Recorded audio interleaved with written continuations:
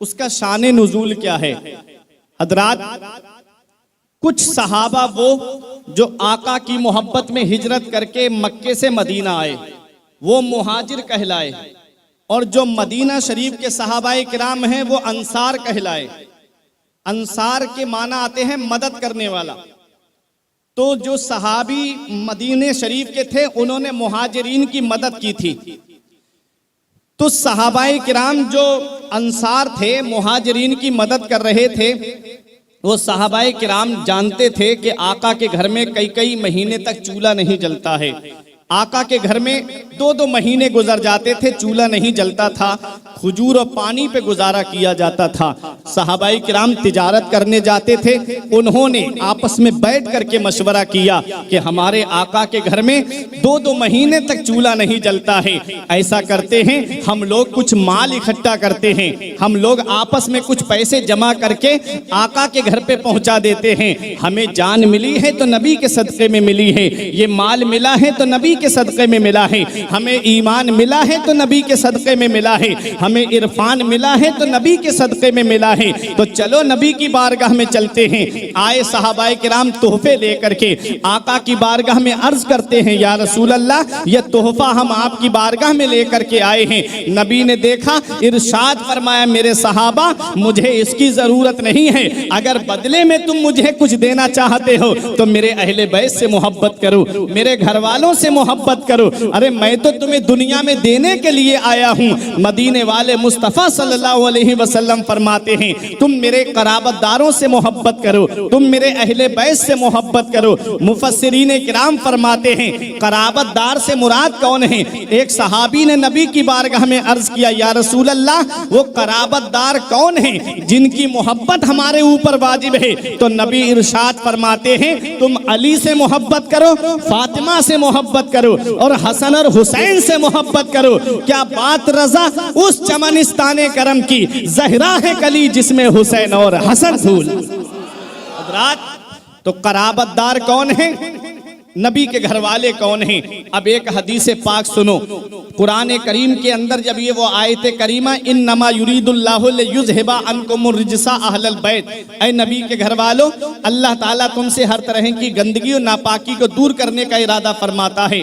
जब ये आयत करीमा नबी पे नाजिल हुई तो मेरे आका हजरत फातिमा के मकान पे तशरीफ लाए। हदीस पाक के अल्फाज हैं, अन अम्र इब्न अबी सलमा काल लम्मा नज़लत हाज़िहिल आया, इन्नमा युरीदुल्लाहु लियुज़हिबा अन्कुमुर रिजसा अहलल बैत व युताहिरकुम तत्हीरा फी बैत उम्मे सलमा फदअन नबिय्यु फातिमता व हसनन व हुसैना फजल्ललहुम बिकिसा व अलीयुन खल्फा ज़हरिही फजल्ललहु बिकिसा सुम्मा काल अल्लाहुम्मा हाउलाए अहलु बैती फज़हिब अनहुमुर रिजसा व ताहिरहुम तत्हीरा।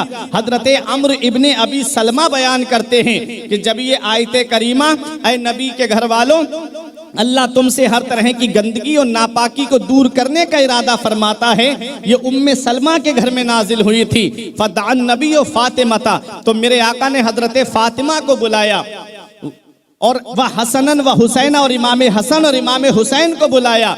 फजल्ललहुम बिकिसा, और उनको अपनी चादर के नीचे छुपा लिया। 3 तन चादर के नीचे आ गए। वह अलीयुन खल्फा ज़हरिही, और अली मेरे आका की पुश्ते अनवर के पीछे खड़े थे। आका ने उनको सामने किया, फजल्ललहु बिकिसा, उनको भी चादर के नीचे छुपा लिया, और आका ने अपना सरे मुबारक भी चादर के अंदर कर लिया। अब ये 5 तन चादर के अंदर हो गए। जब 5 तन चादर के अंदर हुए, इसीलिए हम कहते हैं पंजतन।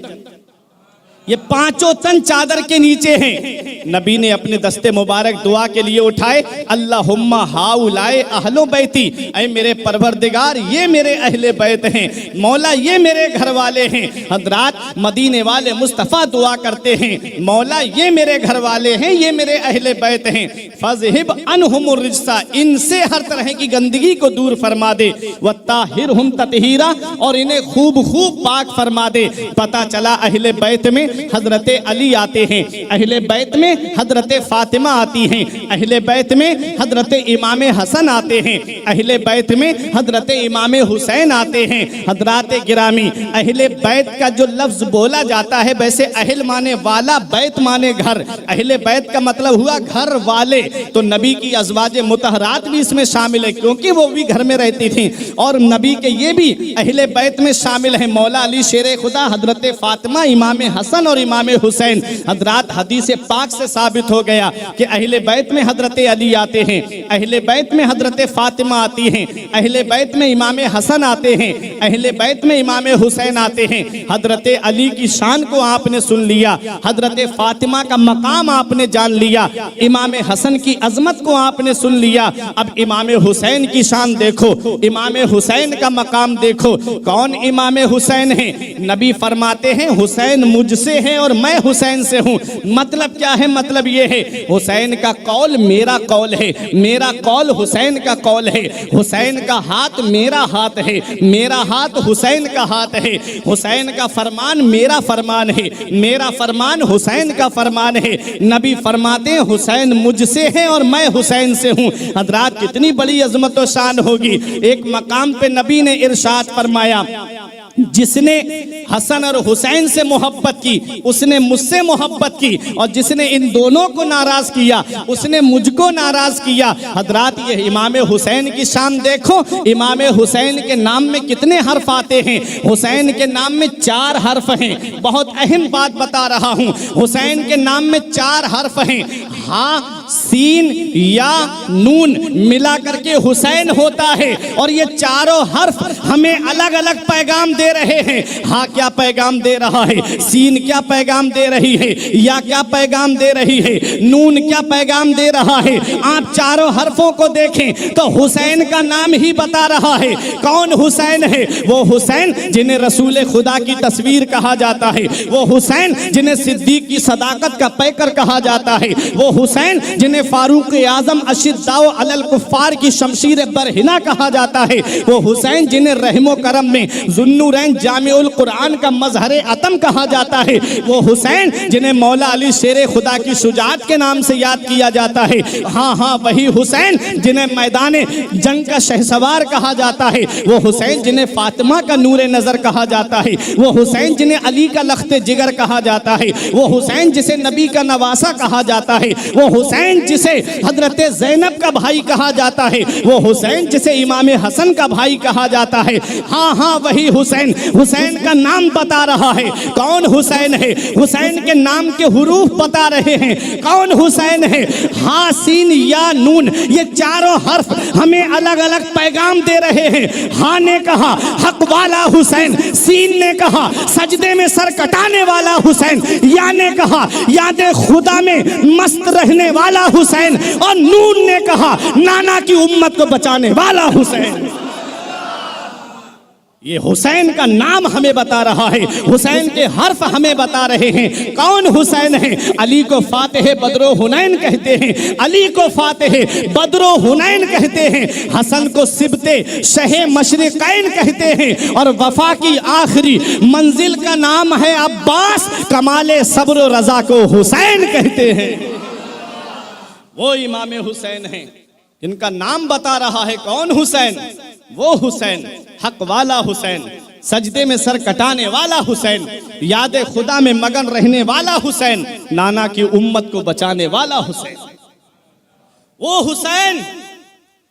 आप इमाम हुसैन की पूरी जिंदगी को आप देखें तो मेरे आका हुसैन की शान आपको अलग और मुमताज नजर आएगी। वो इमाम हुसैन, बचपन आपने सुना होगा, आज जवानी सुनो। नबी फरमाते हैं अल हसन वल हुसैन सैयदा शबाब अहलिल जन्ना, हसन और हुसैन जन्नती नौजवानों के सरदार हैं। तो जन्नती नौजवानों के सरदार हैं, तो जवानी में काम क्या किए हुसैन ने? क्या कारहाय नुमाया अंजाम दिए? कैसे नाना मुस्तफ़ा की अदाओं को अपनाया, कैसे नाना मुस्तफ़ा के फरामीन पर अमल किया। आओ जरा देखो हुसैन की शान, इमाम हुसैन का मकाम देखिए। आका इमाम हुसैन रजी अल्लाह ताला अन्हु की शान देखें। इमाम हुसैन की जो शादी हुई, जो पहला निकाह हुआ है हजरत उमर फारूक आजम के दौर में, जब फारस को फतह किया गया था और वहां से यज़दजर जो बादशाह था वहां का, जो नौशेरवां के नस्ल में से था, खुसरो परवेज जो बादशाह गुजरा है, उसी की नस्ल में एक लड़की थी जिनका नाम शहरबानो था। बड़ी हसीन और जमील, बड़ी खूबसूरत। जब उमर फारूक आजम के दौर में उस जगह को फतह किया गया तो शहरबानो को महा हीरे जवाहिरात जो जेवरात पहने हुए थी, ऐसे ही कैदी बना करके लाया गया मदीने शरीफ में। हजरत शहरबानो बादशाह की बेटी हैं, बादशाह की लड़की हैं। उमर फारूक आजम से किसी ने कहा, हुजूर इसका निकाह आप अपने बेटे अब्दुल्ला के साथ कर दीजिए। उमर फारूक आजम ने शहरबानो को देख के कहा कि इसका निकाह मैं ऐसी शख्सियत के साथ करूंगा, तुम्हें नहीं पता ये एक बादशाह की बेटी है और ये शाही खानदान में पली और बड़ी है, इसका निकाह मैं ऐसी शख्सियत के साथ करूंगा। अगर ये एक बादशाह की बेटी है तो ऐ शहरबानो सुन ले, कयामत तक उमर का इंसाफ याद रखा जाएगा, कयामत तक उमर का अदल याद रखा जाएगा। उमर फारूक आजम फरमाते इसका निकाह मैं अपने बेटे के साथ नहीं करूंगा, ये एक बादशाह की बेटी है तो मैं उसके साथ इसका निकाह करूंगा कि जो बादशाहों के बादशाह का बेटा है। कहा इसका निकाह मैं उसके साथ करूंगा, इसके बाप की हुकूमत तो एक ही इलाके में चलती है और जिसका वो बेटा है उसकी हुकूमत सारे कायनात पे चलती है। इसका निकाह मैं ऐसी शख्सियत के साथ करूंगा जिसकी हुकूमत सिर्फ जमीन पर नहीं बल्कि आसमानों पर भी चलती है। हजरत शहरबानो का निकाह इमाम हुसैन के साथ कर दिया जाता है। इमाम हुसैन को बुलाया गया और कहा कि आपका निकाह मैं शहरबानो के साथ कर रहा हूं। उमर फारूक आजम ने खुतबा पढ़ा, उमर फारूक आजम ने निकाह पढ़ाया। हजरात जब ये निकाह हो गया तो मा जेवरात के हीरे जवाहिरात जितना सामान उनके पास में था सब उनको दे करके इमाम हुसैन के साथ में रुखसत कर दिया गया। हजरात इन्हीं की नस्ल से हैं हजरत इमाम ज़ैनुल आबिदीन, इन्हीं के शिकम मुबारक से पैदा हुए हैं हजरत इमाम ज़ैनुल आबिदीन, जिनसे आज पूरी दुनिया में सैयदों की नस्ल चली है, जिनसे आज पूरी दुनिया में सैयदों की नस्ल चली है। वो इमाम ज़ैनुल आबिदीन हजरत शहरबानो ही के शिकम से पैदा हुए। आओ देखो, जब आपका निकाह हो गया, अज़दवादी जिंदगी गुजर रही है इमाम हुसैन की। इमाम हुसैन के घर के बराबर में एक यहूदी का घर था। इमाम हुसैन के घर में रोजाना वो कूड़ा डालता, रोजाना गंदगी डालता। मेरा इमाम उससे कुछ नहीं कहता, मेरा इमाम वो कूड़ा उठाता और बाहर फेंक देता। एक दिन यहूदी की बीबी ने उससे कहा, तुम किसके घर में कूड़ा डालते हो? कहा ये हुसैन इब्ने अली के घर में। कहा तुम हुसैन के घर में कूड़ा डालते, तुम्हें शर्म नहीं आती, तुम्हें हया नहीं आती? इमामुल अंबिया के नवासे हैं, दोनों आलम के मालिक व मुख्तार के नवासे हैं, तुम उनके घर में कूड़ा डालते हो। यहूदी शर्मिंदा हो गया, इमाम पाक के पास आया, आके कहता है हुसैन मुझे माफ कर दो, मुझसे गलती हो गई। मेरे हुसैन ने फरमाया क्या हुआ? कहा मैं आपके घर में कूड़ा डालता था, गंदगी डालता था और मेरे इमाम आप मुझसे कुछ नहीं कहते थे। मेरे इमाम ने मुस्कुरा के फरमाया, मेरे नाना मुस्तफ़ा ने मुझसे फरमाया है और नाना मुस्तफ़ा की हदीस पाक है, नबी फरमाते हैं ला यदखुलुल जन्नता, ला यदखुलुल जन्नता, ला यदखुलुल जन्नता। 3 मरतबा नबी ने इरशाद फरमाया, नबी ने 3 मरतबा के वो शख्स जन्नत में दाखिल नहीं होगा, वो शख्स जन्नत में दाखिल नहीं होगा, वो शख्स जन्नत में दाखिल नहीं होगा। सहाबा ने अर्ज किया या रसूल अल्लाह कौन शख्स जन्नत में दाखिल नहीं होगा? तो नबी ने इरशाद फरमाया जो अपने पड़ोसी को सताता होगा वो शख्स जन्नत में दाखिल नहीं होगा। जो पड़ोसी को तकलीफ दे, नबी फरमाते हैं वो शख्स जन्नत में दाखिल नहीं होगा। सहाबाए किराम बयान करते हैं कि हमारे ऊपर आका ने पड़ोसियों के इतने हुकूक बता दिए कि हम डर रहे थे कि कहीं हमारी जायदाद में आका उनको वारिस ना बना दे, कहीं हमारी जायदाद में वो वारिस ना बन जाएं। इतने हक नबी ने बता दिए पड़ोसियों के। और देखो भूखे होने के एतबार से आका ने कोई मजहब की कैद नहीं लगाई। कितना प्यारा मजहब है हमारा मजहब इस्लाम। शरीयत में हमें मिलता है कि जब तुम इतना ख्याल रखा है पड़ोसियों का, अगर पड़ोसी गरीब है तो ये हुक्म दिया है कि अगर तुम अपने घर में गोश्त बना रहे हो तो उसको ढक लो, कहीं उसकी खुशबू पड़ोसी के घर में ना चली जाए। अगर वो गरीब है, उसके बच्चों ने उससे मुतालबा कर लिया तो वो गरीब कहाँ से ला करके देगा? इतना लिहाज रखा हमारी शरीयत में गरीबों का। आका ने यहां तक इरशाद फरमाया, जब तुम अपने घर में गोश्त बनाओ तो थोड़ा पानी ज्यादा डाल लिया करो, शोरबा ज्यादा कर लिया करो, ताकि थोड़ा पड़ोसी के घर में पहुंचा दो। इमाम हुसैन रजी अल्लाह ताला अन्हो फरमाते, मेरे नाना ने मुझसे फरमाया है कि जो पड़ोसी को सताएगा वो जन्नत में नहीं जाएगा। तू मेरे घर में कूड़ा डालता था, मैं सब्र करता था, उसका अज्र मेरा रब मुझे अता फरमाता है। वो कदमों पे गिर के कहता है, हुसैन मुझे माफ कर दो। जिसके नाना की तालीम इतनी अच्छी है, जिसके नवासे का किरदार इतना अच्छा है, उसका नाना सच्चा है, उसके नाना का मजहब सच्चा है, उसके नाना का दीन सच्चा है। हुसैन मुझे कलमा पढ़ाओ और मुझे इस्लाम में दाखिल कर दो। ये हुसैन है कि हुसैन का अखलाक देख करके यहूदी कलमा पढ़ रहे हैं, हुसैन का किरदार देख के यहूदी कलमा पढ़ रहे हैं। वो जुमला लिख लो दिल पे कि जब तक सर जिस्म से लगा रहा तब भी इस्लाम की खिदमत कर रहा है, और सर तन से जुदा हो गया तब भी इस्लाम की खिदमत कर रहा है। ये इमाम हुसैन हैं। हुसैन की शान देखो। मदीने वाले मुस्तफ़ा सल्लल्लाहु अलैहि वसल्लम की अमानतों के अमीन हैं इमाम हुसैन। और नबी ने फरमाया, हुसैन मुझसे हैं और मैं हुसैन से हूं। तो नबी की अदाएं इमाम हुसैन के अंदर कैसी पाई जाती थी वो देखें आप। एक हदीस पाक है बुखारी शरीफ की, बाबुल इल्म में इसको बयान किया गया है। नबी ने इरशाद फरमाया, इस हदीस के रावी हजरत अनस इब्न मालिक है। अनस इब्न मालिक काला काला रसूलुल्लाह सल्लल्लाहु अलैहि वसल्लम हल तदरूना मन अजवद जूदा। नबी फरमाते हैं, ए मेरे सहाबा, सबसे ज्यादा सखी कौन है, सबसे ज्यादा सखावत करने वाला कौन है? सहाबा कहते हैं, अल्लाह व रसूलुहु आलमु, अल्लाह और उसका रसूल ज्यादा जानते। हुजूर आप ही बयान फरमा दीजिए कौन है सबसे ज्यादा सखी? काला अल्लाह ताला अजवद जूदा, सबसे ज्यादा सखी अल्लाह है, सबसे ज्यादा सखी अल्लाह है। उसके बाद आका फरमाते हैं, अना अजवदो बनी आदम, फिर औलाद आदम में सबसे ज्यादा सखी मैं हूं। सुभान अल्लाह, सबसे ज्यादा सखी मैं हूं। मेरे आका हुजूर सल्लल्लाहु अलैहि वसल्लम की सखावत देखनी है, कभी माल अपने पास नहीं रखा। एक जंग के मौके पे आका के पास इतनी बकरियां थी कि 2 पहाड़ों के बीच में टोटल हिस्सा जितना आता है बकरियों से भरा हुआ था। एक शख्स आया, बोला ये बकरियां किसकी हैं? आका ने फरमाया मेरी हैं।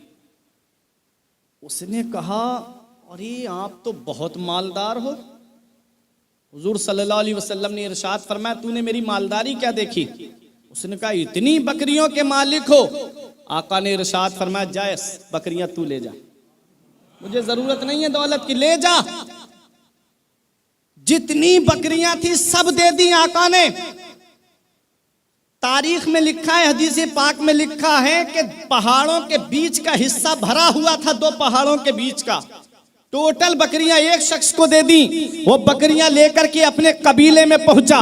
कबीले वालों ने देख के कहा, अरे तू तो बहुत ज्यादा गरीब था, तू तो मुफलिस था, तू तो कल्लास था, तेरे घर में फाके होते थे, तू इतनी बकरियां कहां से लेकर के आया है? उसने कहा, ए मेरे कबीले वालों, अस्लिमू, तुम सबके सब इस्लाम ले आओ और मोहम्मद की बारगाह में चले जाओ। कसम खुदा की वो इतना देते हैं कि गरीबी का नामो निशान मिट जाता है।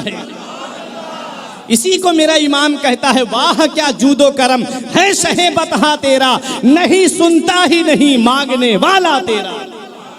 नबी के एक सहाबी का बयान है, मैं 10 साल हुजूर की खिदमत में रहा। हजरत जाबिर कहते हैं 10 साल हुजूर की खिदमत में रहा, मैंने कभी नहीं देखा कि कोई साइल नबी के दरवाजे पे आया हो और आका ने कहा हो अभी मेरे पास नहीं है, थोड़ी देर के बाद में आना, जब हो जाएगा तब दे दूंगा। ऐसा कोई जुमला नबी ने इरशाद नहीं फरमाया।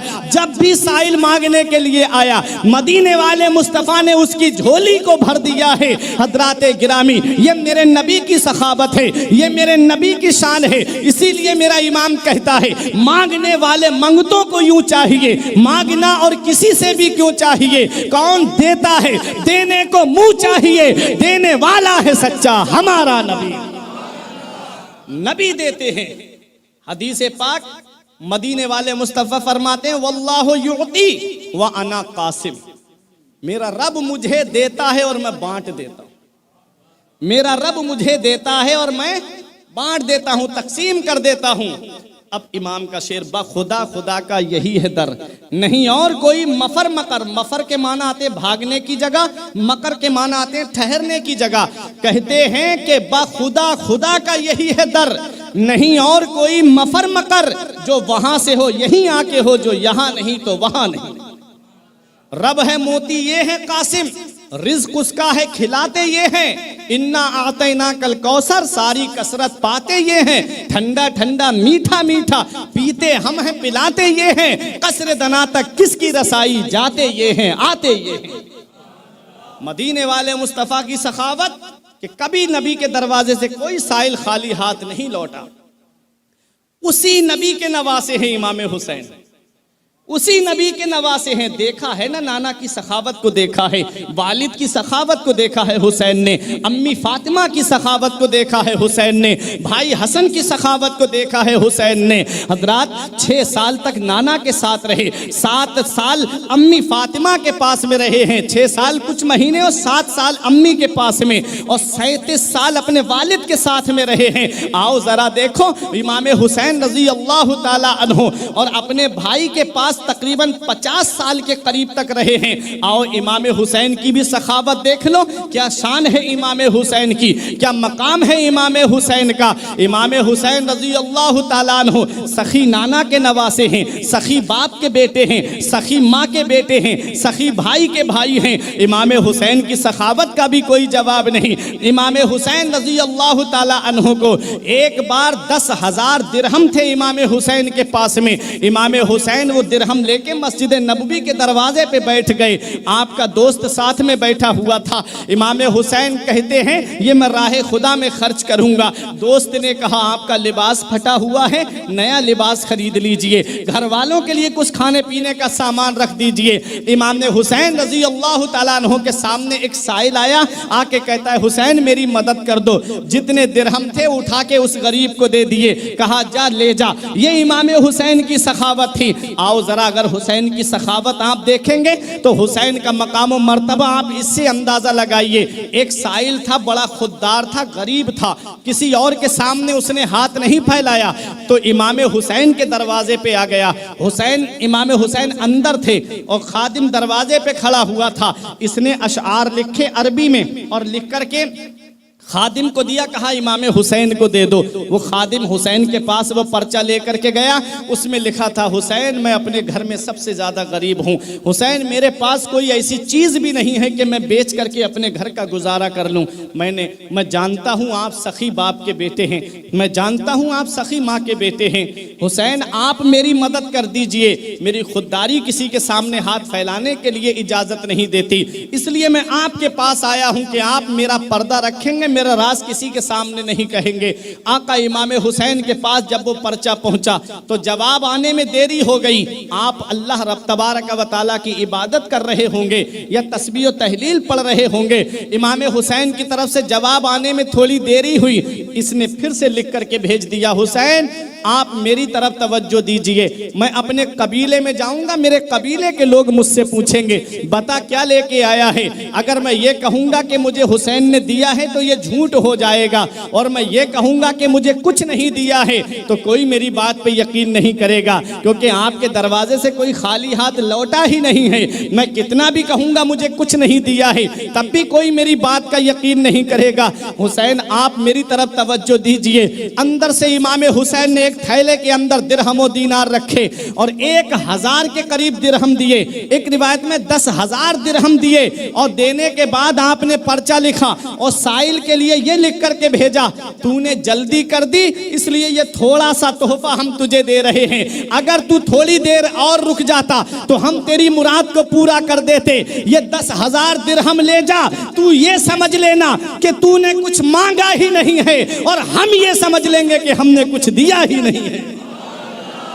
10,000 दिरहम। कभी गौर किया, कभी आप गूगल पे सर्च करके देखना एक दिरहम कितने का होता है। एक दिरहम की अगर कीमत आप देखेंगे, दिरहम चांदी का होता है, दीनार सोने का होता है, चलते थे पहले।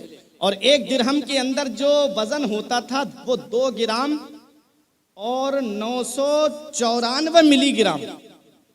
अब उसकी कीमत चांदी के हिसाब से, आज के दौर के हिसाब से लगाइएगा, चांदी कितने रुपए है? 1 लाख से ज्यादा इमाम हुसैन रजी अल्लाह ताला अन्हु ने दे दिए और इरशाद फरमाया, जा ले जा, तू ये समझ लेना कि तूने कुछ मांगा ही नहीं है और हम ये समझ लेंगे कि हमने कुछ दिया ही नहीं है। मंगता तो है मंगता कोई शाहों में दिखा दो, मंगता तो है मंगता कोई शाहों में दिखा दो, जिसको मेरे सरकार से टुकड़ा ना मिला हो। अरे आता है फकीरों पे, उन्हें प्यार कुछ ऐसा, खुद भीख दे और खुद कहे मंगते का भला हो। ये घराना ही सखी घराना है, सैयदुल अस्खिया का घराना है, वो इमाम हुसैन रजी अल्लाह ताला अन्हु हैं। आज हम परेशानियां लोगों की देखते हैं और देख के चले जाते हैं, होगा परेशान, कोई नजरअंदाज कर देते हैं, लेकिन अफसोस का मकाम है हम इमाम हुसैन की शान को सुनते तो हैं लेकिन उनकी अदाओं को अपनाते नहीं, उनके कैरेक्टर को अपनाते नहीं, उनके किरदार से हम नसीहत हासिल नहीं करते। इमाम हुसैन की शान, मैं जवानी बता रहा हूँ इमाम हुसैन की। एक नबी के सहाबी हैं हजरत उसामा इब्ने ज़ैद, वो बीमार पड़ गए और आखिरी वक्त था, उनके इंतकाल का वक्त करीब था। इमाम हुसैन को पता चला तो इमाम हुसैन उनकी अयादत के लिए तशरीफ ले गए। सुभान अल्लाह। मरीज को देखने जाना ये मदीने वाले मुस्तफ़ा सल्लल्लाहु अलैहि वसल्लम की सुन्नत है। कोई बीमार पड़े मुसलमान तो उसको देखने जाना चाहिए। और इतना याद रखना, नबी ने इरशाद फरमाया है, अगर कोई मुसलमान बीमार हो जाए और उसे मुसलमान देखने जाए तो जब से अपने कदम को घर से बाहर निकालता है तब से लेकर के वापस आने तक अल्लाह की रहमत के फरिश्ते उसके लिए मगफिरत की दुआ करते रहते। कितना फायदा है मरीज को देखने जाना और मरीज के पास बैठ करके अल्लाह तबारक व तआला की रहमत की बात करनी चाहिए। ये नहीं कहना चाहिए ये शरीयत का हुक्म है कि कितनी भी बड़ी बीमारी में क्यों ना हो। होता क्या है, हमारे यहाँ जब मरीज को देखने जाते हैं कहते हैं अरे कैंसर हो गया, इसका बचना मुश्किल है। होता है ये, अरे इसको शुगर हो गई, डायबिटीज हो गई, ये तो बीमारी इतनी खतरनाक है, ये तो बचेगा ही नहीं, ये तो बढ़ गई तो इंसान मर जाएगा। शरीयत ने ये इजाजत नहीं दी है। उसके पास बैठ करके ये कहो कि अल्लाह ताला शिफा देने वाला है, कोई भी तकलीफ क्यों ना हो अल्लाह ताला चाहे तो शिफा अता फरमा। उसके पास, मरीज के पास बैठ करके तकलीफ की बात नहीं करना चाहिए, अल्लाह तबारक व तआला की रहमत की बात करनी चाहिए। कितनी भी बड़ी बीमारी में क्यों ना हो, ये कहे कि अल्लाह ताला शिफा देगा, आप ठीक हो जाओगे, अल्लाह ताला आपके बच्चों के नसीब से आपको ठीक फरमा देगा, ये दिलासा दोगे। जब उसके सामने शिफा की बात करोगे, एक मोमिन का दिल रह जाएगा, उसका दिल खुश हो जाएगा। और मौलाना रूम ने कहा है, अज हजार हा काबा यक दिल बेहतरस्त, दिल बदस्त आबुर के हज्जे अकबरस्त। किसी मुसलमान का दिल रख लेना, उसकी दिलजोई कर लेना, अल्लाह ताला हज्जे अकबर का सवाब अता फरमा। लाखों रुपये खर्च करके आदमी जाए, हज कबूल हो या ना हो, यहाँ एक मुसलमान का सिर्फ दिल रख ले, दिल जोई कर ले तो अल्लाह ताला हज्जे अकबर का सवाब अता फरमा। तो कितना सवाब है।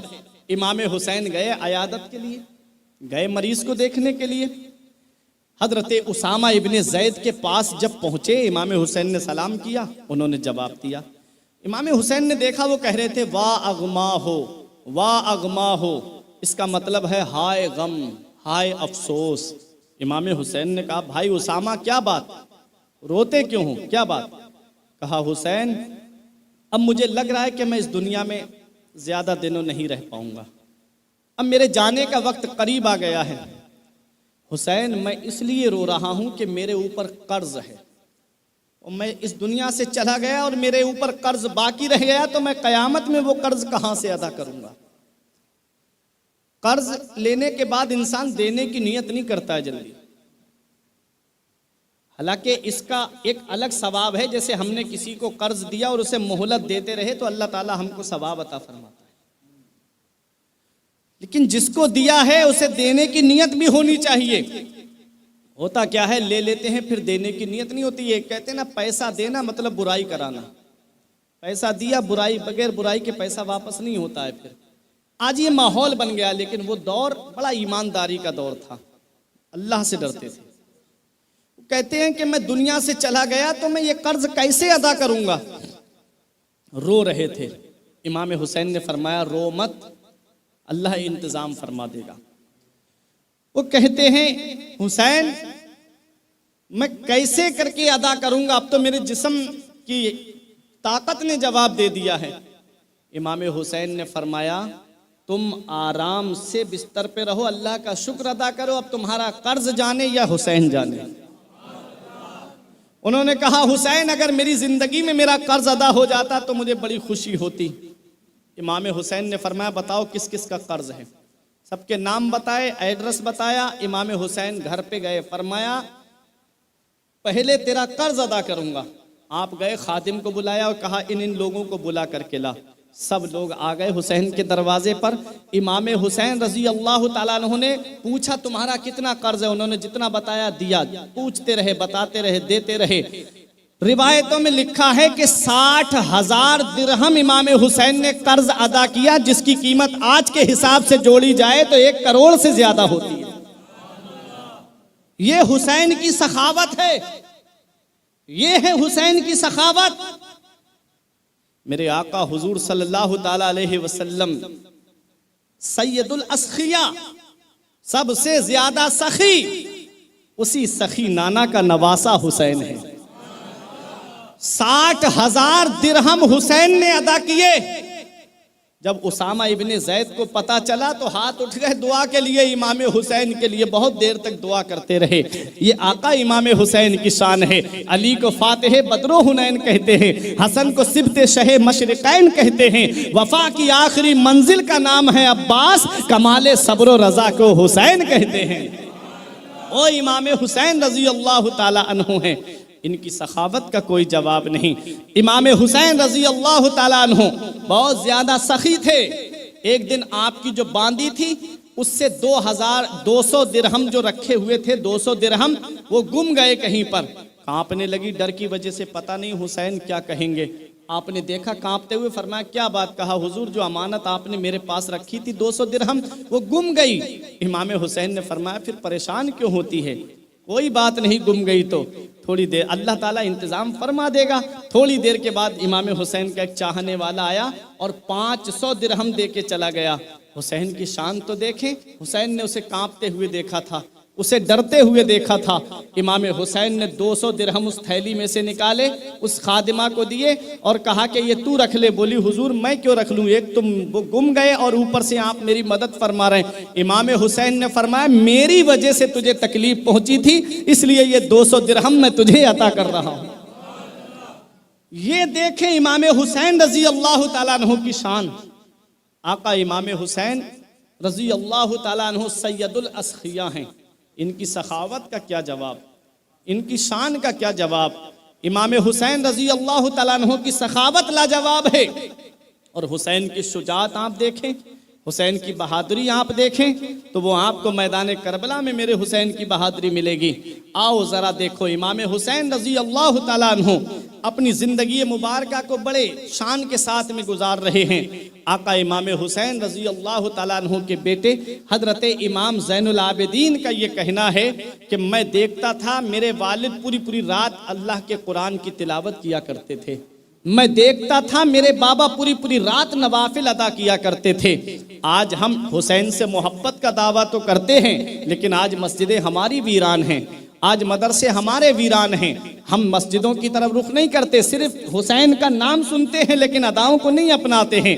हुसैन क़यामत में उसी के लिए खड़े होंगे, नाना मुस्तफ़ा के लिए शफाअत के लिए, कि जो हुसैन की अदाओं को दुनिया में अपनाता होगा, जो हुसैन के बताए तरीके पे चलता होगा। आओ हुसैन की ज़रा शान देखते हुए चलो। यही आका इमाम हुसैन हैं। जब सन हिजरी 60 आती है और जब हजरत अमीर मुआविया का विसाल होता है, हजरात अब इमाम हसन भी दुनिया ज़ाहिरी से तशरीफ़ ले गए, मौला अली शेर खुदा भी दुनिया ज़ाहिरी से तशरीफ़ ले गए, हजरत फातिमा ज़हरा भी दुनिया ज़ाहिरी से तशरीफ़ ले गई हैं। इमाम हुसैन रज़ी अल्लाह ताला अन्हु मदीने शरीफ की सरजमीन पर हैं। उधर हजरत अमीर मुआविया का विसाल हुआ और उनके विसाल के बाद में यजीद तख्त पे बैठ गया। और ये यजीद बड़ा जालिम था, यजीद बड़ा ही सरकश था, यजीद इतना बड़ा जालिम था कि यजीद के बारे में आता है कि ये यजीद जंगल में शिकार करने के लिए जाता था और बहुत ज्यादा जानवरों को तकलीफ पहुंचाया करता था। ये यजीद के जिस्म पे बाल बहुत ज्यादा थे, चेहरा भी खराब था, इसका देखने में भी चेहरा जो है इसका बदसूरत था और बाल बहुत ज्यादा थे इसके जिस्म पर।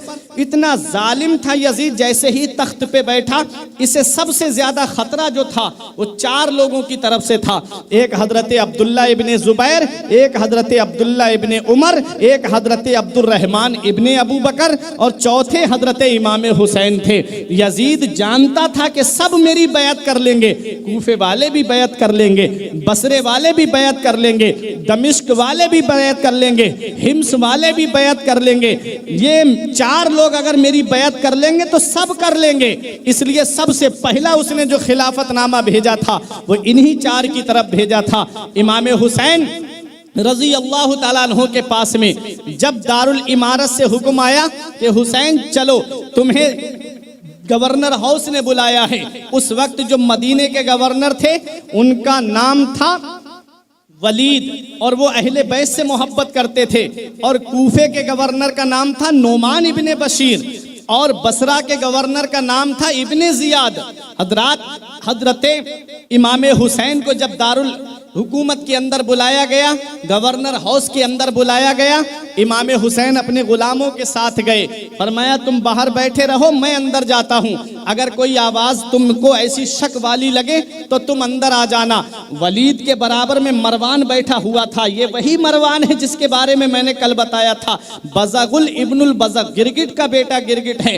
हजरात जब इमाम हुसैन पहुंचे, इमाम हुसैन से वलीद ने कहा हुसैन ये खत आया है और तुम्हारे नाम आया है। उसे पढ़ करके सुनाया गया। इमाम हुसैन से कहा हुसैन तुम यजीद की बैत कर लो। इमाम हुसैन ने फरमाया इतनी रात में मुझे बुलाया है और वो भी तन्हा मुझे बुलाया है, मैं नबी का नवासा हूँ, मैं अली का शहजादा हूँ, मैं फातिमा का नूरे नजर हूँ, मैं ऐसे छुप के बैत नहीं करूँगा। पहले सब लोगों को आप बुलाइए, जब सब बैत कर लेंगे तो हुसैन उनके साथ में बैत कर लेगा। इमाम हुसैन ये कह करके चलने लगे तो मरवान ने कहा अरे हुसैन को जाने मत दो, अगर हुसैन बाहर चले गए तो फिर ये हाथ नहीं आएंगे, फिर इनसे बैत नहीं ले पाओगे, अभी वक्त है, चाहे तलवार के जोर पे बैत लो, यहीं पर इनसे बैत ले लो।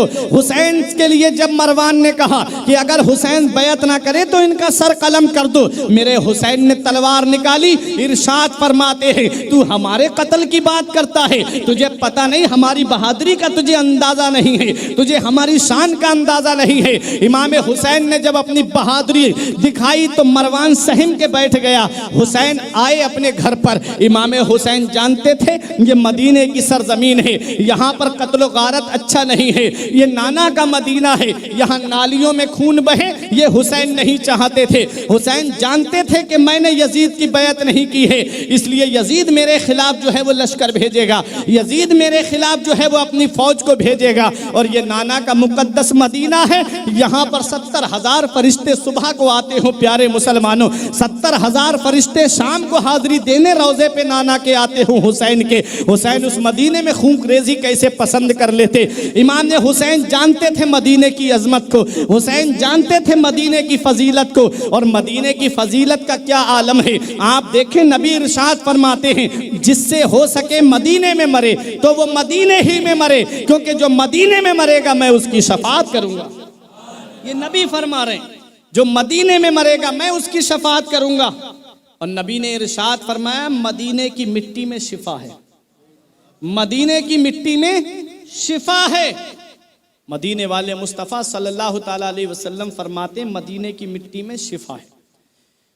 जब सहाबा हिजरत करके आए थे मदीने में, उसका पुराना नाम जो था वो यसरिब था। यसरिब इसके मनाते बीमारियों का घर, बीमार पड़े रहते थे लोग उस वक्त। और जैसे ही आका के कदम मुबारक पड़े हैं, नाम बदल करके यसरिब का मदीना तैयबा रख दिया गया, मदीना शरीफ नाम रख दिया गया। मदीना मेरे नबी के कदमों की बरकत से बना, मदीना मेरे नबी के पाए मुबारक की बरकत से बना। हजरात उसके बाद कोई बीमार नहीं पड़ा। इसीलिए शायर कहता है बीमारियों में सबकी गुजरती थी जिंदगी, बीमारियों में सबकी गुजरती थी जिंदगी, आते ही मुस्तफ़ा के मदीना चमक गया। हजरात तो मदीने की सरजमीन के लिए नबी फरमाते यहाँ बीमारी नहीं है, मदीने की मिट्टी में शिफा है। मदीने वाले मुस्तफ़ा सल्लल्लाहु अलैहि वसल्लम मदीने शरीफ के अंदर खजूरों को बड़ा पसंद फरमाते थे।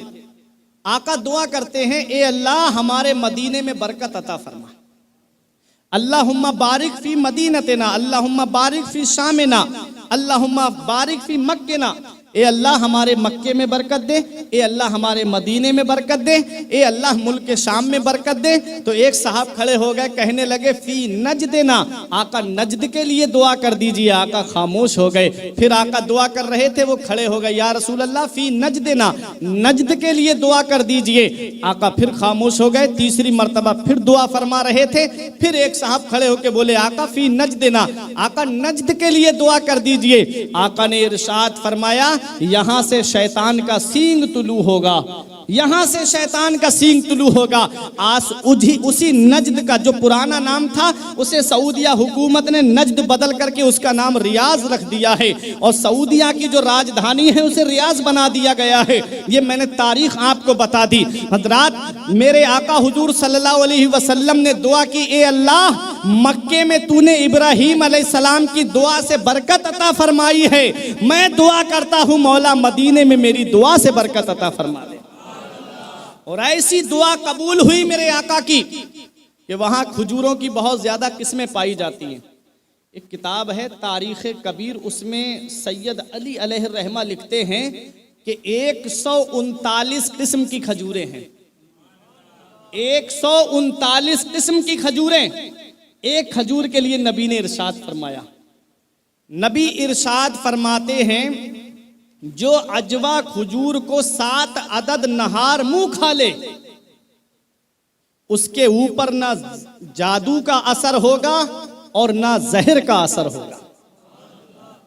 अजवा खजूर, और हार्ट के लिए भी बताई जाती है। जब बात आ गई तो मैं बताता चलूं कि अजवा खजूर की जो गुठली है उसके 7 अदद दाने पीस करके और उसका सुफूफ बना करके आदमी रख ले और नहार मुंह उसको खाए, सुबह शाम खाए, तो अल्लाह तबारक व तआला हार्ट अटैक जैसी बीमारी से शिफा अता फरमा। बहुत बहुत बेहतर खजूर है अजवा खजूर। और ये अजवा खजूर है कौन सी? ये वो खजूर है जिसे मदीने, वो दरख्त जो मदीने वाले मुस्तफ़ा ने अपने दस्ते मुबारक से लगाए थे, उन दरख्तों की खजूर को अजवा खजूर कहा जाता है।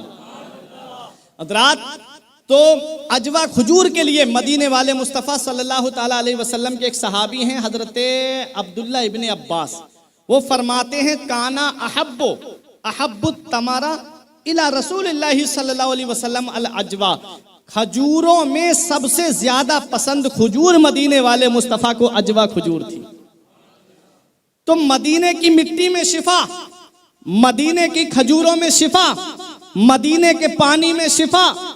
और नबी फरमाए जो जिससे हो सके मदीने में मरे तो वो मदीने ही में मरे, क्योंकि जो मदीने में मरेगा मैं उसकी शफाअत करूंगा। मदीने शरीफ की फजीलत हुसैन की निगाहों के सामने थी, मदीने शरीफ की अजमत मेरे हुसैन की निगाहों के सामने थी। मेरे आका हुसैन ने सोचा अगर मैं मदीने में रहूंगा यजीद का लश्कर आएगा, कहीं ऐसा ना हो कि नाना के मुकद्दस मदीने में खून की नदियां बह जाएं। इसलिए मेरे हुसैन ने मदीना छोड़ने का इरादा कर लिया। और जब मदीने जैसी सरजमीन को छोड़ा जा रहा है, आप जरा देखो तो सही कौन मदीना है। वो मदीने की सरजमीन है जहां मेरे आका आराम फरमा रहे हैं, और वो जमीन का, मदीने की वो जमीन का हिस्सा जो नबी के जिस्म मुबारक से लगा हुआ है, वो खाना काबा से भी अफजल है और वो अर्श आजम से भी अफजल है। और नबी फरमाते हैं मेरे रोजे के दरमियान और मेरे मिंबर के दरमियान जो जगह खाली है, नबी फरमाते हैं वो जन्नत की क्यारियों में से एक क्यारी है। वो जगह जन्नत की क्यारियों में से एक क्यारी है। और वो जगह उसके बारे में आता है, मुहद्दिसीन किराम फरमाते हैं कि जन्नत की वो जगह को उठा करके उस जगह पे रख दिया गया है। सुभान अल्लाह, वो जन्नत की क्यारी है। मदीने वाले मुस्तफ़ा फरमाते मेरे रोज़े से और मेरे मिंबर के दरमियान जो जगह बीच में खाली है, हुज्जाज किराम जानते हैं, वहाँ देख के आए हैं, वो जगह जो खाली है उसको रियाजुल जन्ना कहा जाता है। वहाँ हाजी नमाज पढ़ता है। देखें आका इमाम हुसैन रजी अल्लाह ताला अन्हु के सामने सारी फजीलतें थी। मेरे आका हुजूर सल्लल्लाहु ताला अलैहि वसल्लम का वो मदीना हुसैन से छूट रहा है। कभी आप गौर तो करें, आका हुसैन मदीना छोड़ के जा रहे हैं, जिसने बचपन मदीने में गुजारा, जिसने जवानी मदीने में गुजारी, जिसने 56 साल के करीब उम्र मदीने में गुजारी। आप कभी गौर करो, आप इन हुज्जाजे किराम से पूछो या जो उम्रा करके आए हैं आप उनसे पूछो, क्या शान है मदीने की। मदीने शरीफ के ताल्लुक से आता है कि जब तक हाजी मक्के में रहता है उसे घर वालों की याद आती है, प्रॉपर्टी की, जायदाद की, घर बार की, सब की याद आती है। लेकिन हाजी जब मदीने शरीफ में पहुंच जाता है, एक बार नबी के रोजे का दीदार करता है तो दुनिया व माफिया से बेनियाज हो जाता है।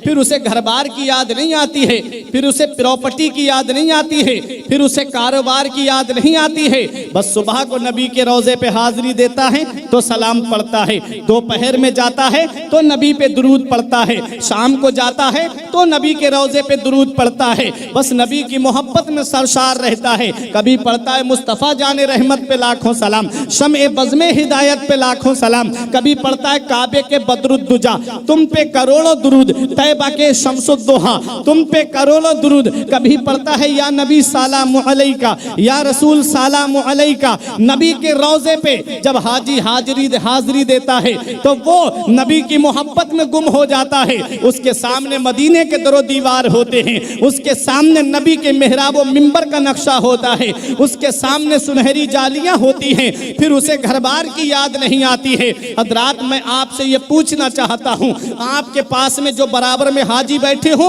उनका हाथ अपने हाथ में लेकर के पूछिए, जो उम्रा करके आए हैं उनका हाथ अपने हाथ में लेकर के पूछिए। जब मदीने शरीफ की सरजमीन पे पहुंचते हैं, इस वक्त जो वहां की हुकूमत है वो मदीने में हाजी को 8 दिन रहने देती है, या कोई प्रॉब्लम आ जाती है तो 10 दिन मदीने में रोक लिया जाता है।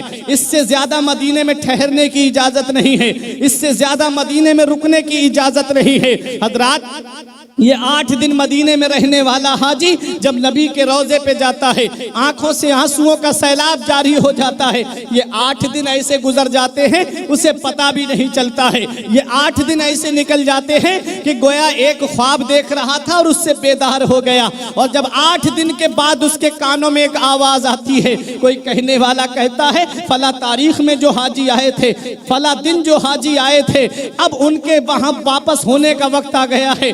अब अपना अपना सामान सफर तैयार कर ले, अब अपना अपना सामान सफर जल्दी से बांध ले। अब मदीना छोड़ने का वक्त आ गया है, अब नबी के रोजा छोड़ने का वक्त आ गया है। हाजी के कानों में जब आवाज पहुंचती है, हाजी की आंखों से आंसू जारी हो जाते हैं। हाजी रो करके कहता है, मेरे मौला, इस दरबार में आने के लिए पूरी जिंदगी दुआ करता रहा, मदीने की जियारत को मेरी तबीयत मचलती है, मगर मजबूर हुई, इससे निहायत तंग दस्ती है। दिखा दे या इलाही वो मदीना कैसी बस्ती है जहां पर रात दिन मौला तेरी रहमत बरसती है। पूरी जिंदगी दुआ करता रहा, मेरे मौला एक बार मुझे अपने महबूब के रोजे पे पहुंचा दे। यार मेरे परवरदिगार, आज मैं अपने आका के रोजे पे आ गया, मेरी हसरत दिल पूरी ना हो सकी, मेरे दिल की तमन्ना पूरी ना हो सकी, मेरे मौला मेरी हसरत दिल मुकम्मल ना हो सकी। मेरे मौला, मैं यही दुआ करके जा रहा हूँ अपने आका के रोजे पे, अगर मेरी जिंदगी बाकी हो, मेरी जिंदगी मुझे दे मेरे मौला, मुझे माल दे मेरे मौला तो एक बार अपने महबूब के रोजे पे और भेज देना, एक बार अपने महबूब के रोजे की हाजिरी नसीब फरमा देना। ये हाजी रो रो के दुआ करता है और जब अलविदाई सलाम करने नबी के रोजे पे जाता है तो आंखों से आंसुओं का सैलाब जारी होता है। हाजी के अपनी आस्तीन में आंसुओं के सैलाब को जज्ब करता है। जरा सुनहरी जालियों का तसव्वुर तो लाइए, ये वो रोजा है जिसके बारे में नबी फरमाते हैं जिससे हो सके मदीने में मरे तो वो मदीने ही में मरे, क्योंकि जो मदीने में मरेगा मैं उसकी शफाअत करूंगा। ये वही नबी का रोजा है जहां 70,000 फरिश्ते सुबह को आ रहे हैं, 70,000 फरिश्ते शाम को आ रहे हैं। और उलमाए किराम फरमाते हैं जो एक बार आ जाता है उसकी ड्यूटी कयामत तक नहीं आएगी, वो वापस नहीं आएगा, दूसरे फरिश्ते आते हैं। अब देखो मेरा इमाम कहता है मासूमों को है उम्र में बस एक बार बार आसी पड़े रहे तो सला उम्र भर की है।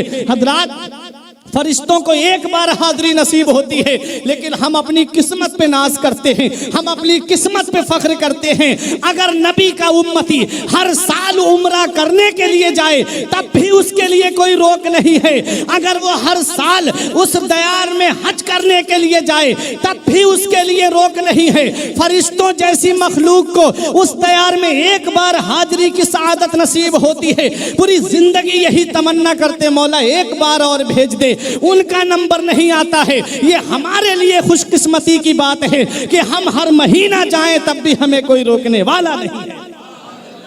किस्मत पे नाज करो उस दयार की हाजिरी। उस दयार में फरिश्ते हाजिर होते हैं जहां की मिट्टी में शिफा, जहां की खाक में शिफा, जहां की खजूर में शिफा। हजरात 8 दिन मदीने में रहने वाला हाजी जब नबी का रोजा छोड़ता है और जब नबी के रोजे पे अलविदाई सलाम करने जाता है तो सुनहरी जालियां पकड़ करके आंखों से आंसुओं का सैलाब जारी हो जाता है, आंखों से आंसू बरसने लगते हैं। आका मैं आज जा रहा हूं आपका रोजा छोड़ के, आका अब मैं जा रहा हूं, मेरे आका एक बार मुझे अपने रोजे पे और बुला लेना।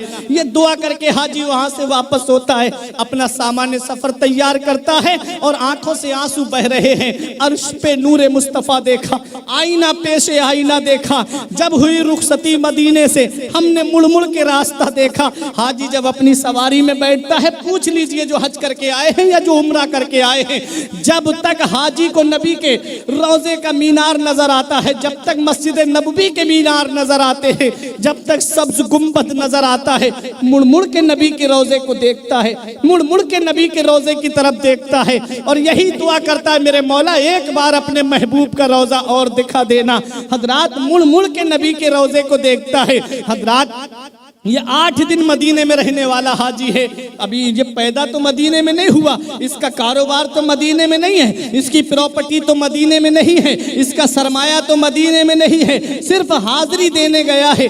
तब आंखों से आंसुओं का सैलाब रोके नहीं रुकता, तब आंखों से आंसुओं का सैलाब आस्तीन में जज्ब करता है हाजी, और जब अपनी सवारी में बैठता है तो रोता हुआ वापस होता है। अल्लाह अकबर। 8 दिन मदीने में रहने वाले हाजी की हालत ये है कि आंखों से आंसू के नहीं रुकते हैं। वो हुसैन जिसने बचपन मदीने में गुजारा, वो हुसैन जिसने जवानी मदीने में गुजारी, वो हुसैन जिसने 56 साल की उम्र मदीने में गुजारी, नाना का मदीना छूट रहा है, कैसी बीतती होगी आका हुसैन के दिल पर। नाना का रोजा छूट रहा है, कैसी बीतती होगी आका हुसैन के दिल पर। नबी का सब्ज गुंबद छूट रहा है, कैसा लग रहा होगा मेरे आका हुसैन को।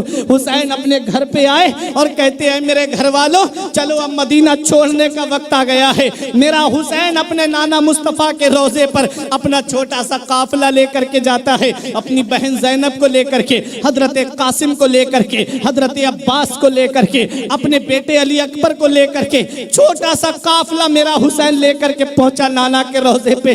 नाना आपका नवासा आपके रोजे से बहुत दूर जा रहा है। ए मेरे नाना अब आपका नवासा आपका रोजा छोड़ के जा रहा है। नाना आपका वही बेटा हुसैन आया जिसे आप सीने पे बिठाया करते थे। नाना आपका वही बेटा हुसैन आया है जिसे आप अपने कलेजे से लगाते थे। नाना आपका वही बेटा हुसैन आया है जिसे तकलीफ होती थी तो आप तड़प जाया करते थे। ए मेरे नाना आपका वही बेटा हुसैन आया है। एक बार मैं अपने घर में रो रहा था, मेरे नाना आपने मेरी माँ से आके कहा था बेटी फातिमा हुसैन को रोने ना दिया करो, हुसैन के रोने से मुझे तकलीफ होती है। मेरे नाना आपका वही बेटा हुसैन आया है जिसके लिए आपने फरमाया हुसैन मुझसे है और मैं हुसैन से हूँ। हूँ। ए मेरे नाना, आप अपने नवासे का आखिरी सलाम कबूल कर लो। आपका नवासा आपका रोजा छोड़ के जा रहा है। ए मेरे नाना, मैं इस्लाम की कश्ती को किनारे लगाने जा रहा हूँ। मेरा हुसैन अपने नाना के रोज़े पे हाजिरी देता है। उसके बाद अपनी माँ फातिमा के रोज़े पे आते हैं आका हुसैन और कहते हैं, अम्मी फातिमा, आपका वही बेटा हुसैन आया है जिसे आप झूला झुलाया करती थी। आपका बेटा हुसैन आया है जिसे आप कुरान की लोरियाँ दे करके सुलाती थी। ए मेरी माँ, आपका वही बेटा हुसैन आया है जिसे बुखार आया था तो तुमने मन्नतों के रोजे रखे थे। ए मेरी माँ, आपका वही बेटा हुसैन आया है जिसे तकलीफ होती थी तो तुम तड़प जाया करती थी। ए मेरी माँ, आपका वही बेटा हुसैन आया है जिसे भूख लगी थी तो तुम्हारी दुआ से जन्नत से खाना आ गया था। ए मेरी माँ, आपका वही बेटा हुसैन आया है। मेरे आका हुसैन रो रो करके अपनी माँ के रोजे पे कहते हैं, अम्मी, आपका बेटा आपके रोजे से बड़ी दूर जा रहा है। आपका बेटा आपके रोजे से बहुत दूर जा रहा है। अपने बेटे का आखिरी सलाम कबूल कर लो, अपने लाडले का आखिरी सलाम कबूल कर लो। हुसैन अपने भाई हसन के मजार पे आए। मेरे भाई हसन, आपका वही भाई हुसैन आया है जिसका हाथ पकड़ करके तुम चलते रहे, जिसका साथ तुमने कभी नहीं छोड़ा। ए मेरे भाई, अब आपका भाई आपसे बहुत दूर जा रहा है। मेरे भाई, मैं इस्लाम की कश्ती किनारे लगाने जा रहा हूँ। ए मेरे भाई, मैं इस्लाम की कश्ती को सब किनारे पे पहुंचाने जा रहा हूँ। अपने भाई का आखिरी सलाम कबूल कर लो। मेरा हुसैन अपना छोटा सा काफिला लेकर के आया, अपने घर पे सामान्य सफर तैयार कर रहा है। मेरा हुसैन, मेरे हुसैन की लाडली बेटी ने देखा, हजरत सुगरा ने देखा, बाबा मुझे साथ लेके नहीं जाएंगे, बाबा मुझे साथ में लेकर के नहीं चलेंगे, मुझे यहाँ किसके सहारे पे छोड़ करके जा रहे हैं, बाबा मैं भी आपके साथ चलूंगी। मेरे हुसैन ने बेटी को सीने से लगा के कहा, मेरी बेटी, बड़ी कुल्फतों का सफर है, बड़ी दिक्कतों का सफर है, मेरी बेटी पैदल सफर है, मेरे लाल तू हमारे साथ कदम से कदम मिला के नहीं चल पाएगी। ए मेरी बेटी, तू मदीने में रह। उस वक्त हजरत सुगरा का निकाह हो चुका था, इमाम हसन के बेटे हसन मुसन्ना के साथ हो गया था। हजरत इमाम हुसैन ने कहा, बेटी तू मदीने में रहे। हसन मुसन्ना रजी अल्लाह तआला अन्हु बाहर तिजारत के लिए गए हुए थे। एक शौहर की इजाजत नहीं थी, इसलिए भी मेरे आका हुसैन ने उनको साथ नहीं लिया। दूसरा, वो सख्त बीमार थी, हुसैन ने इसलिए भी उनको साथ में नहीं लिया। मेरे आका हुसैन कहते, बेटी बड़ी कुल्फतों का सफर है, तू मदीने में रह। हजरत सुगरा ने कहा, बाबा मुझे यहाँ किसके सहारे छोड़ के जा रहे, मुझे मेरे भाई की याद आती है, मैं अली असगर को सीने से लगा करके प्यार कर लेती हूँ। मेरे बाबा, मैं तुम्हारे साथ चलूंगी। मेरे आका हुसैन ने कहा, बेटी तू मदीने में रह। इमाम हुसैन रजी अल्लाह तआला अन्हु से हजरत सुगरा कहती है, बाबा एक बार मुझे मेरे भाई असगर को दिखा दो, एक बार मैं अपने भाई अली अकबर को देखना चाहती हूँ। मेरे आका इमाम हुसैन रजी अल्लाह तआला अन्हु के शहजादे अली अकबर सामने आए, बोले, बहन सुगरा, मैं 1 महीने के बाद आऊंगा और तुझे लेके चला जाऊंगा। हजरत सुगरा ने कहा, भाई वादा करते हो? कहा, हाँ बहन वादा करता हूं, मैं तुझे लेने आऊंगा। हजरत अली अकबर ने दिलासा दिया अपनी बहन को। हजरत सुगरा ने कहा, बाबा आप जा रहे हो, एक बार मैं अपने असगर को प्यार कर लूं। हजरत सुगरा हजरत अली असगर को प्यार कर रही थी। हजरत गिरामी तारीख बताती है, हजरत सुगरा रो रो करके इमाम हुसैन से कह रही थी, बाबा मुझे अपने साथ लेकर के चलो। हुसैन ने सब्र की तलकीन की, कहा, बेटी तू मदीने में रह। मेरा आका हुसैन अपना छोटा सा काफिला लेकर के नाना मुस्तफ़ा के मदीने से बाहर निकला। सोचो तो सही जरा, 8 दिन मदीने में रहने वाला हाजी जब मदीना छोड़ता है तो कैसे उसके दिल पे बीतती है कि आंखों से आंसुओं का सैलाब जारी हो जाता है। मेरा हुसैन 56 साल की उम्र मदीने में गुजार चुका है, जो मदीने की गलियों में चलता रहा, जो फजर भी मस्जिद नबवी में पढ़ता रहा, जो जोहर भी मस्जिद नबवी में पढ़ता रहा, जो असर मगरिब और इशा भी मस्जिद नबवी में पढ़ता रहा, जिसने मदीने की बहारों को देखा, जिसने नबी के रोजे को देखा, जिसने नबी के रोजे की बहारों को देखा है। सोचो हुसैन से मदीना छूट रहा है, कैसी बीतती होगी आका हुसैन के दिल पर। वो मदीना हुसैन से छूट रहा है जिसके बारे में मेरा इमाम कहता है, तैबा में मर के ठंडे चले जाओ आंखें बंद, सीधी सड़क ये शहर शफाअत नगर की है, वो मदीना हुसैन से छूट रहा है, जिसके बारे में मुफ्ती आजम कहते हैं कि पयाम लेके जो आई सबा मदीने से, मरीज इश्क की लाई दवा मदीने से, तमाम शाहो गदा पल रहे हैं जिस दर से, मिली जहान को रोजी सदा मदीने से। वो मदीना हुसैन से छूट रहा है जिसके ताल्लुक से अपीरो मुर्शिद ताजुल शरिया ने कहा था, मदीना ऐसा गुलशन है जो हर गुलशन की जीनत है, बहारे बागे जन्नत भी मदीना की बदौलत है, मदीना छोड़कर जन्नत में कोई जा नहीं सकता, मदीने से मोहब्बत है तो जन्नत की जमानत है। वो मदीना हुसैन से छूट रहा है। अल्लामा हसन जिसके बारे में कहते हैं, ना हो आराम जिस बीमार को सारे जमाने से, उठा ले जाए थोड़ी खाक उनके आस्ताने से। वो मदीना हुसैन से छूट रहा है जिसके लिए शायर ने कहा था कि तजल्लियों की अजब है फिजा मदीने में, निगाहे शौक की है इंतहा मदीने में, गमे हयात ना खौफे कज़ा मदीने में, बराहे रास्त है राहे खुदा मदीने में। वो मदीना हुसैन से छूट रहा है। वो मदीना जो कौनैन का ताज है, जिसका दीदार मोमिन की मेराज है, जिंदगी में खुदा हर मुसलमान को वो मदीना दिखा दे तो क्या बात है। जिंदगी में खुदा हर मुसलमान को वो मदीना दिखा दे तो क्या बात है।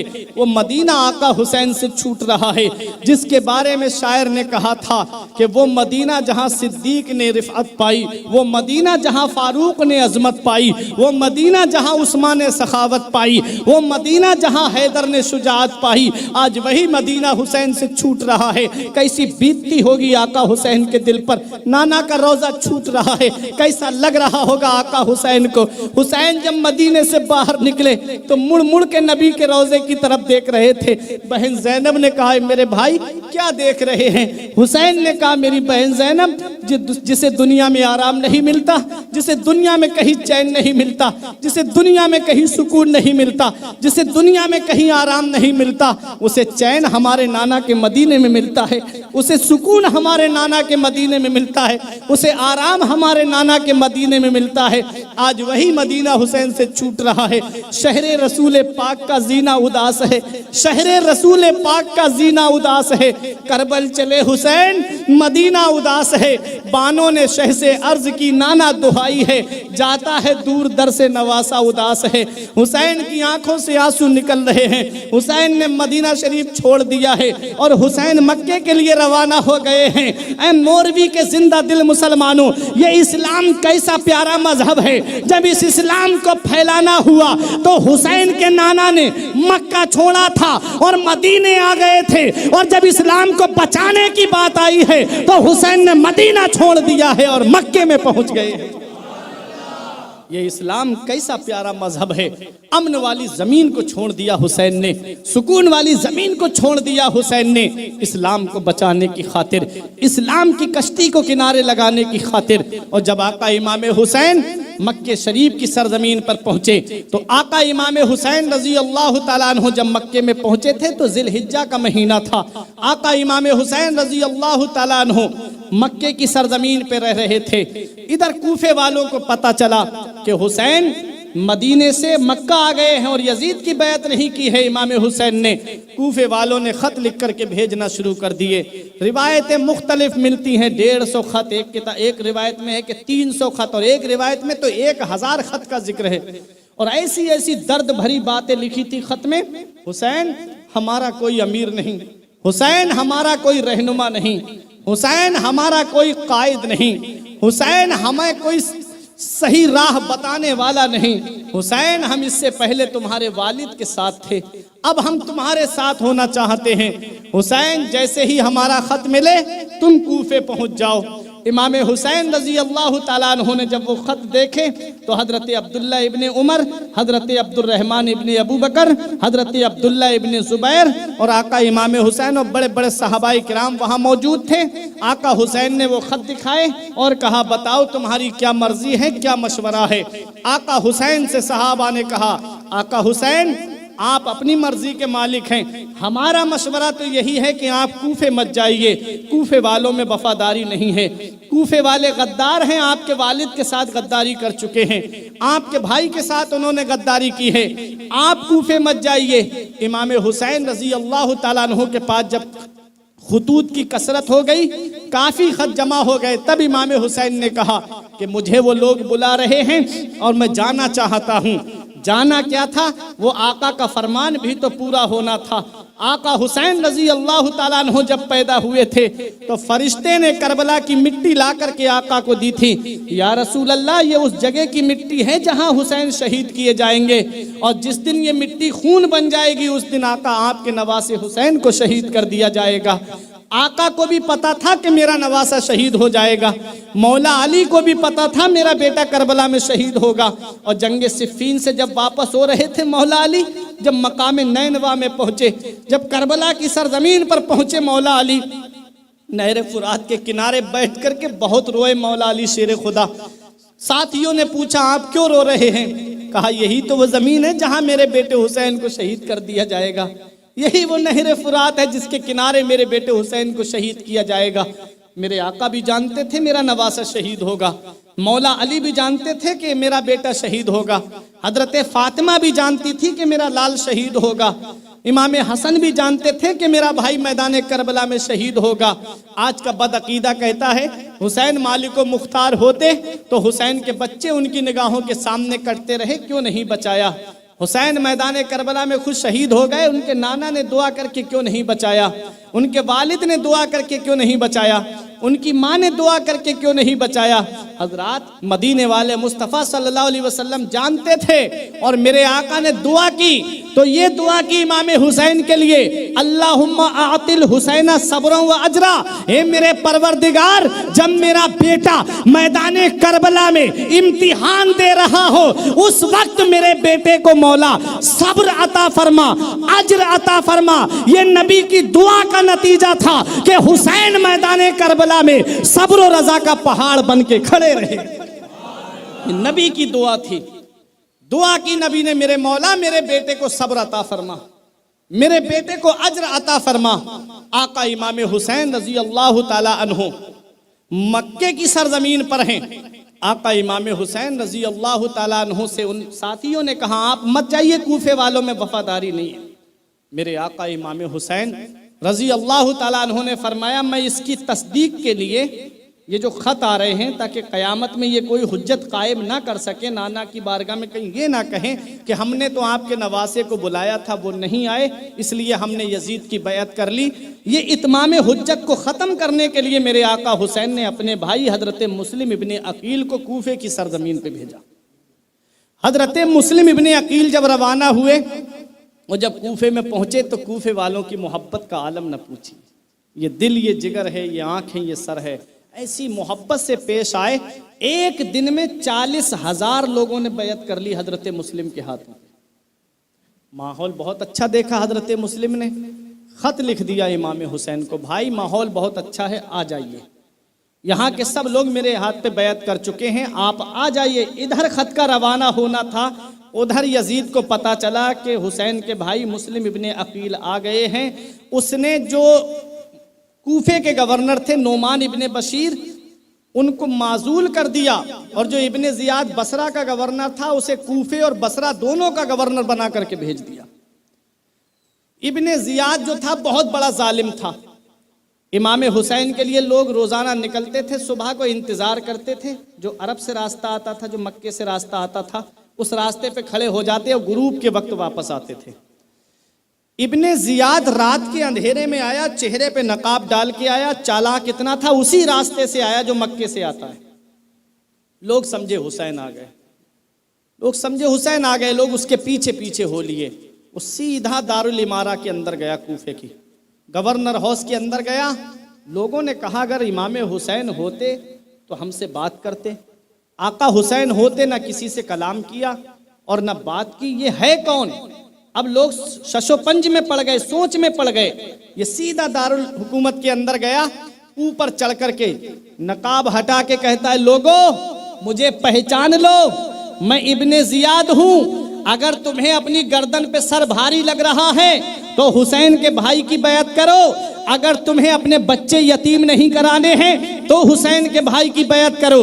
अगर तुम्हें अपनी बीवी बेवा नहीं करानी है तो हुसैन के भाई की बैत करो। अगर तुम्हें अपने बच्चे यतीम कराने हैं तो सोच लो, अब इब्ने जियाद यहाँ का गवर्नर बन करके आ गया है। अल्लाह अकबर, इतना सुनना था कूफे वालों के पैरों के तले से जमीन खिसक गई। वो इमाम हुसैन को जो मोहब्बत भरे खत भेजे थे, तारीख बताती है हजरत मुस्लिम जब नमाज पढ़ाने के लिए मस्जिद में खड़े हुए, पूरी मस्जिद नमाजियों से भरी हुई थी। जब सलाम पीछे फेर करके देखा तो एक भी मौजूद नहीं था। जिनको धोखे से कूफे बुलाया गया, जिनके बच्चों को प्यासा रुलाया गया, जिनको जिंदा में ले जाके डाला गया, उस हुसैन इब्ने हैदर पे लाखों सलाम। कैसी वफादारी दिखाई कूफे वालों ने और कैसी गद्दारी दिखाई कूफे वालों ने। आज भी ये तरीका चला आ रहा है। आज भी इन कूफे वालों की पहचान हिंदुस्तान में हो या हिंदुस्तान के बाहर हो, इनकी यही पहचान है कि ये हमेशा पावर के साथ रहे हैं। वहां इन्होंने उसका पावर भारी देखा तो यजीद के साथ में हो गए, यहां मौजूदा हुकूमत का पावर देखा तो उसके साथ में हो गए। इसलिए ऐ मेरे अजीजों, ये वही कूफे वाले हैं जिन्होंने मेरे हुसैन को खत दे करके बुलाया था, फिर उन्हीं के बच्चों को मैदान करबला में भूखा प्यासा शहीद किया। वो जालिम हैं। इमाम हुसैन रजी अल्लाह तआला अन्हु के भाई को अपनी फिक्र नहीं थी, अपने भाई हुसैन की फिक्र थी कि मैंने खत लिख दिया है, मेरा भाई आने वाला है, मेरा भाई चल दिया होगा मक्के से। अल्लाह अकबर। इधर हजरत मुस्लिम को तलाश करने के लिए उसने आदमी भेजे। हजरत हानी थे, उनके घर पे हजरत मुस्लिम थे।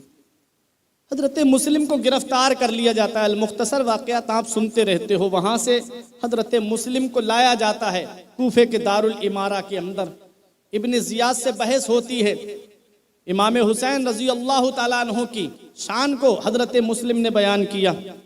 इब्ने जियाद ने आपको तकलीफ पहुँचाई और सबसे ऊपर मंजिल से ले जा करके नीचे की जानिब आपको गिराने का उसने हुक्म दे दिया।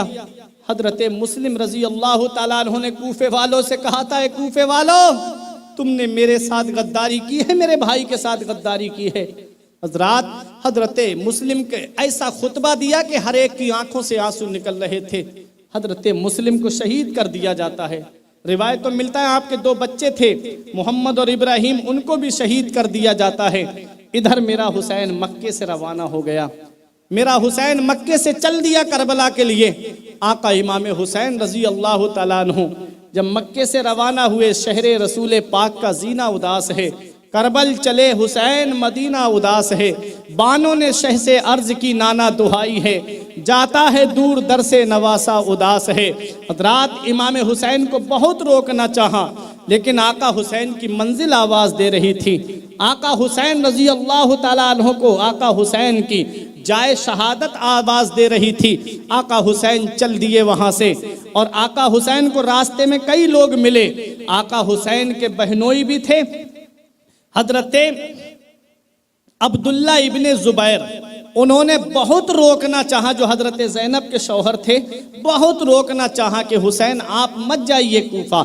इमाम हुसैन रजी अल्लाह ताला अन्हु चल दिए कूफे की तरफ। रास्ते में फर्जदक शायर मिला। उससे ये वही फर्जदक शायर है कि जब इमाम हुसैन हज करने के लिए गए, बहुत ज़्यादा भीड़ थी तो लोग हजरे अस्वद को बोसा नहीं दे पा रहे थे। तो इमाम हुसैन जैसे ही हजरे अस्वद के पास पहुंचे, भीड़ हट गई। आका हुसैन ने हजरे अस्वद को बोसा दिया। अब भी भीड़ रहती है, कोई किस्मत वाला हाजी होगा या उम्रा करने वाला जिसे हजरे अस्वद का बोसा नसीब होगा, वरना दूर से इस्तिलाम कर लेते हैं। इतनी भीड़ होती है। आका हुसैन के लिए भीड़ हट गई तो किसी ने कहा, अरे ये कौन है नौजवान जिसके लिए भीड़ हट जा रही है और ये हजरे अस्वद का बोसा ले रहा है। तो यही फर्जदक शायर वहां खड़ा था। कहा, इन्हें नहीं पहचानते? अरे इन्हें तो खाना काबा भी पहचानता है, इन्हें तो बतहा की सरजमीन पहचानती है, इन्हें तो मदीना भी पहचानता है, इन्हें तो मक्के मदीने के इर्द गिर्द की जो जमीन है वो भी पहचानती है। अरे यही तो हुसैन इब्ने अली हैं, जिन्हें काबा भी पहचानता है, जिन्हें मदीना भी पहचानता है। वही इमाम हुसैन हैं और वही फर्जदक शायर है। रास्ते में मिला, आका हुसैन ने पूछा। आका हुसैन को जब वहां के हालात मालूम करना थे तो पूछा, बताओ कूफे से आ रहे हो, क्या हाल है। उसने एक जुमला कहा था आका हुसैन से कि उनके दिल जो हैं, हुसैन कूफे वालों के दिल तो आपकी तरफ हैं, लेकिन तलवारें बनु उमैया की तरफ हैं। दिल आपकी तरफ हैं लेकिन तलवारें उसके साथ हैं। हुसैन मत जाओ, माहौल ठीक नहीं है। आका हुसैन वहां से आगे बढ़ गए। एक मकाम पे एक शख्स आया कूफे से, उसने खबर दी हजरत मुस्लिम इब्ने अकील की शहादत की। आका हुसैन को जब इतना पता चला तो आका हुसैन ने हजरत मुस्लिम की बच्ची के सर पे हाथ रखना शुरू कर दिया, हाथ फेरना शुरू कर दिया। उस बच्ची ने कहा, चचा क्या हम यतीम हो गए, क्या हमारे सर से वालिद का साया उठ गया।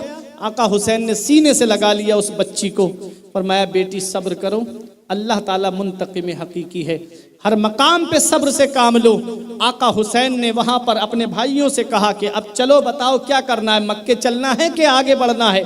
तो भाइयों ने कहा था कि हम हजरत मुस्लिम का बदला लिए वापस नहीं जाएंगे, अब हमें यहां से आगे बढ़ना है।